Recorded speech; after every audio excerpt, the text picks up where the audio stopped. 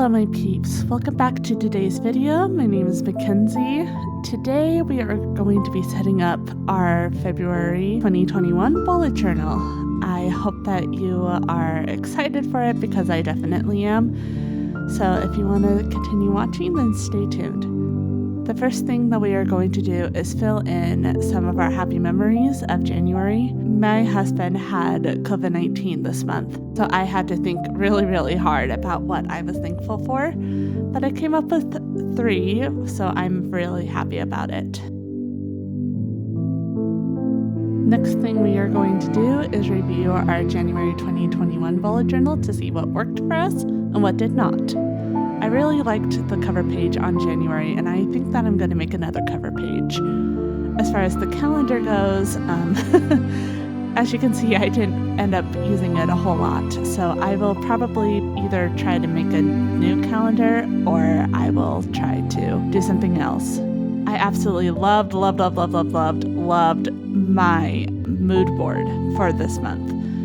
It was really peaceful, and it was really fun to make, and I appreciated it a lot. And then I also really appreciated my gratitude log because that was just amazing for me to actually get out of my head. So I will probably end up making another gratitude log inside of my February journal. Of course, it's the same with my mood board.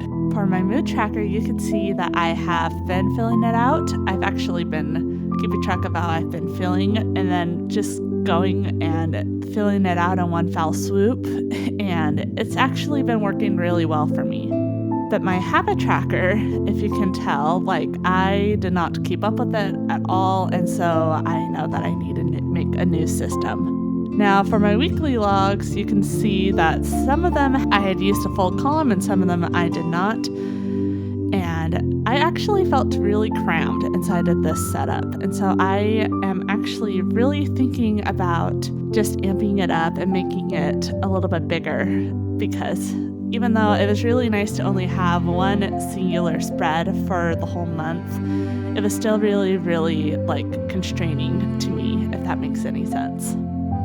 I also have my cactus picture, which I'm happy about. And on the following page, I actually put down a books that I want to read page. And that was something that I didn't really think that I wanted, but apparently I did. And this is my monthly review. I can go over all those questions inside of a separate video if you would like. But for now, let's get started on making the cover page for February. I decided to once again go with my watercolor pencils. I have been loving watercoloring lately, at least with these pencils.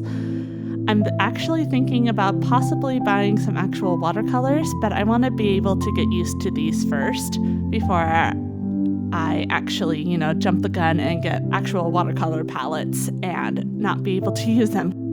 So first thing I'm doing is going in with that black, and that is supposed to represent a crowd behind the little girl in the front. And of course I am coloring her in. I'm leaving her skin white because I didn't have a peachy color for that.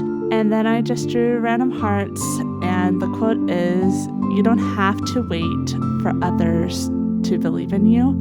The only person who needs to believe is you." And that really goes really hand in hand to how I typically tend to feel about myself. Sometimes I just tend to wait for people to believe in me, but that's not always the case. Sometimes you have to start believing in yourself before other people can believe in you. So this was a really good reminder to me to just believe in myself, and everything will work out as it should. And then I do that really pretty calligraphy for February. For the theme this month, it's centered pretty much around Valentine's Day, so it's a bunch of hearts. I wanted them to look a little bit more abstract than they probably would have normally, and I think that I did a pretty good job of making sure that that's what the hearts look like. You will see throughout the spread that there are some abstract looking hearts, and then there are some that are just kind of regular hearts. And I think that the differentiation between both of them actually helps. Then, of course, I'm going over all of the watercolor pencils with water, and as the timeline goes on, you will see that I experiment a little bit more with more pressure on the watercolors, and I actually found that with these specifically, it's actually better to use a lot more color than you may think. I also have a little calendar on the cover page.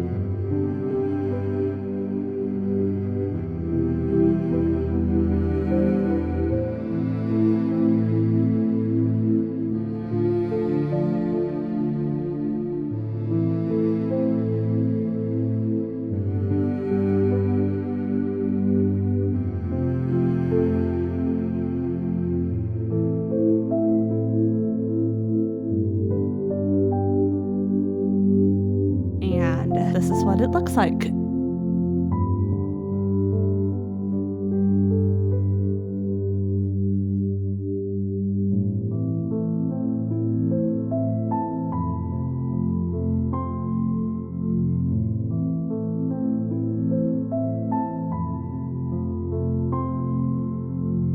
Now we are doing our calendar. I already drew in the calendar part itself.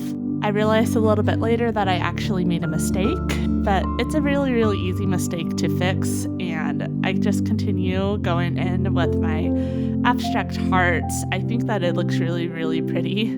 I've seen a lot of people do abstract art inside of their bullet journal, and I kind of wanted to mimic that, but with hearts. I think I kind of succeeded at least, and I think personally it looks really, really good. Once again, just going in with water, so then that way the hearts are a little bit more pigmented and more blended together.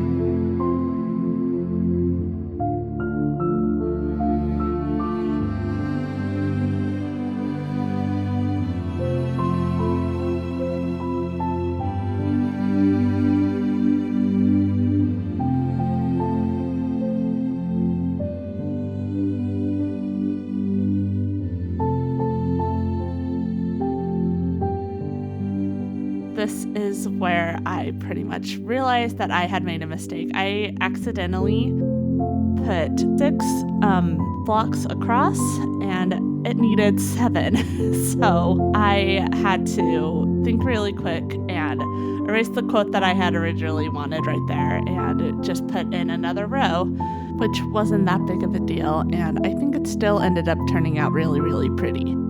I also ended up changing the position of February to the side, and I even put in the days of the week on top of every single row. So then that way I knew what day of the week it was, even though I already knew what it was. It was just a nice simple reminder, just in case if I forgot.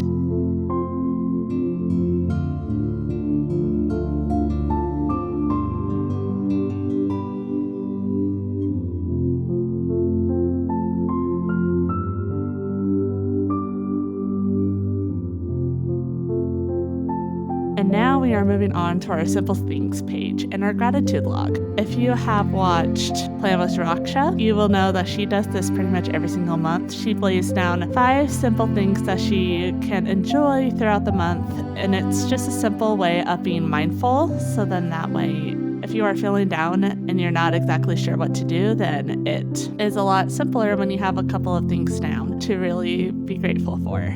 And of course, I decorate the page with hearts, and I use this really awesome calligraphy that I found online.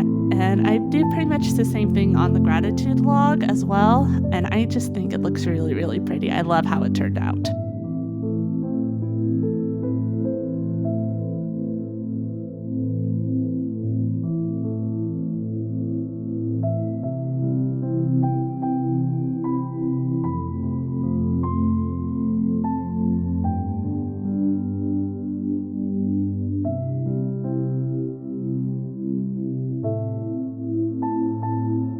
After that, we are moving on to our February 2021 mood board and our mood tracker. I decided to put these coinciding with one another this time because I felt like the mood tracker kind of complements the mood board in a way. Like they both have mood inside of their title, so in my head it made sense, okay?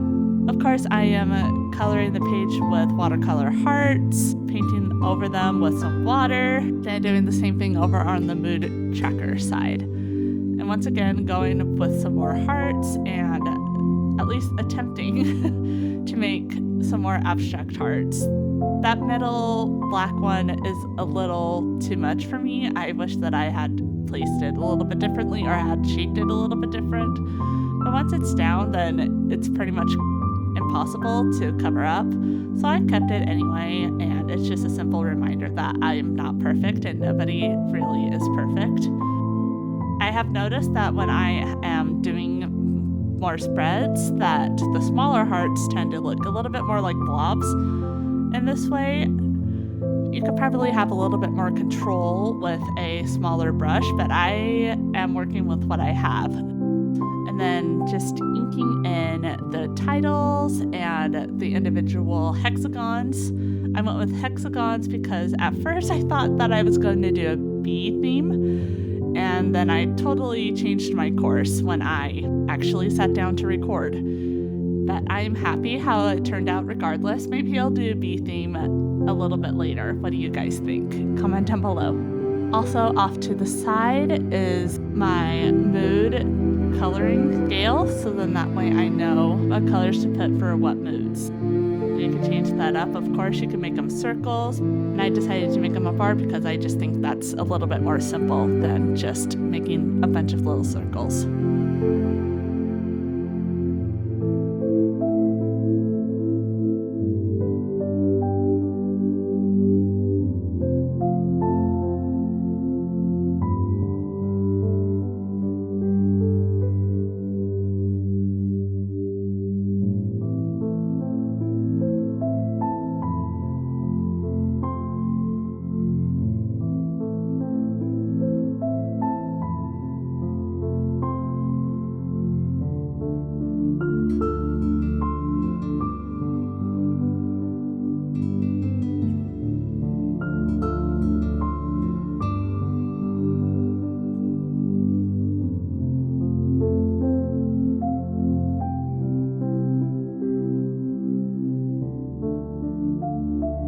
Once we are done with that, we are going to be going on to our habit tracker. I renamed it my focus chart because, quite frankly, calling it a habit tracker has been messing with my brain a little bit.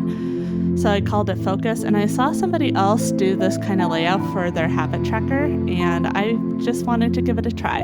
So basically you have 5 or 6 lines depending on how many habits you are trying to track, and you have the days of the week on the other side. And what you do is that you put a dot on the days that you actually do that habit, and on the days that you don't, then you just simply don't put a circle on that. And I just thought that this would be a really simple way for me to keep track of it, and then I don't have to feel so stressed out about all the interchangeable factors inside of this new way of tracking my habits. Now we are moving on to my content planner. I also saw somebody else do a content planner, and I thought that that would be kind of perfect for me right now.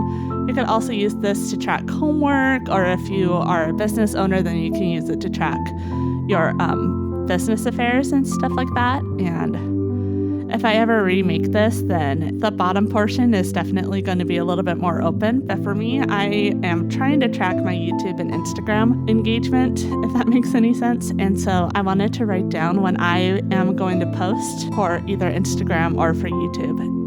And I actually love how both of these spreads came out. It's new, it's different, and I like that about it.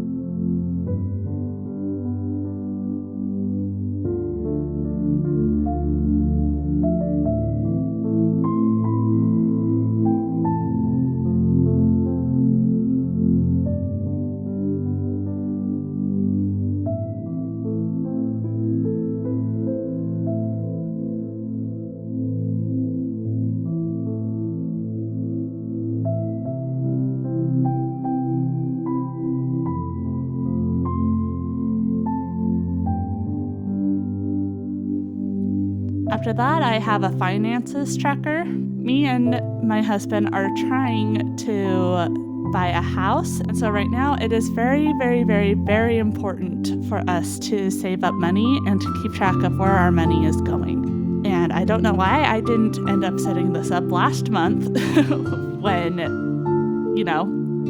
we were going through COVID-19. But it felt a little bit more urgent this month to actually keep track of it all.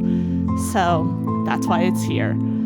I have 3 different sections. One of them is for income, one of them is for tithing, and the other one is for our savings and how much is actually inside of our saving. You could switch these up, of course, depending on what you actually need inside of your bullet journal / what you need for your finances. But I'm also tracking both my husband's and my income, so then that way everything is just on one spread and we can make sure that we are using our money in the wisest way possible. To decorate, of course, I decorate the page with hearts. It ended up looking really, really cute, and I'm happy with how it turned out.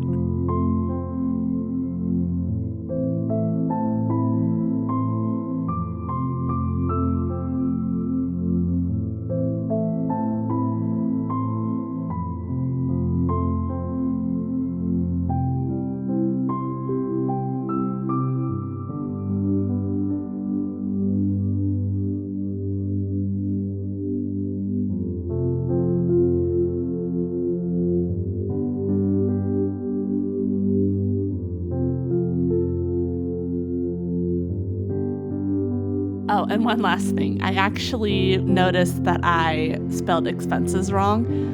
It's not EXPENCES.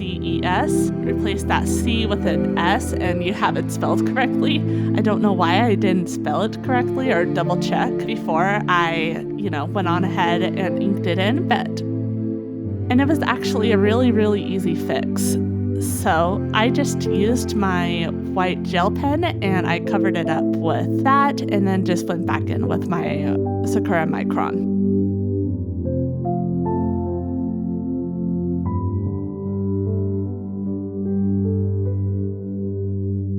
Now we are on to our very, very, very, very favorite part of a bullet journal spread, which is our weekly logs. I decided to go with this Dutch store again, but instead of it being horizontal, I decided that it should be vertical.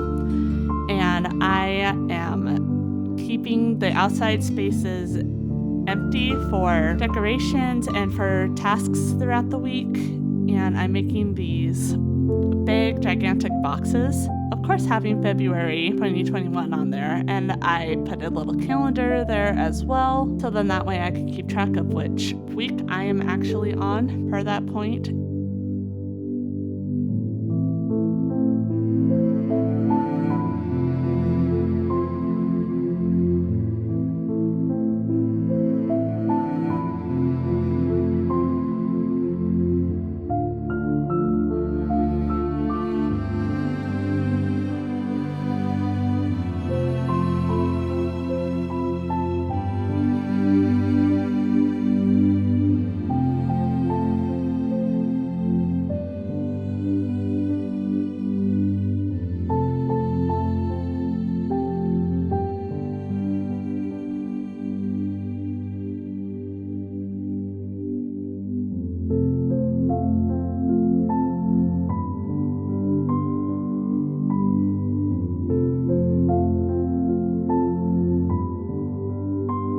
And I just decorate the whole entire spread with hearts, honestly.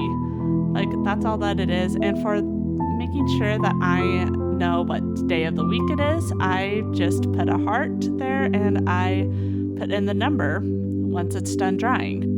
And I interchange the hearts in the boxes with red and black, and I think that it came out really, really well. What do you guys think?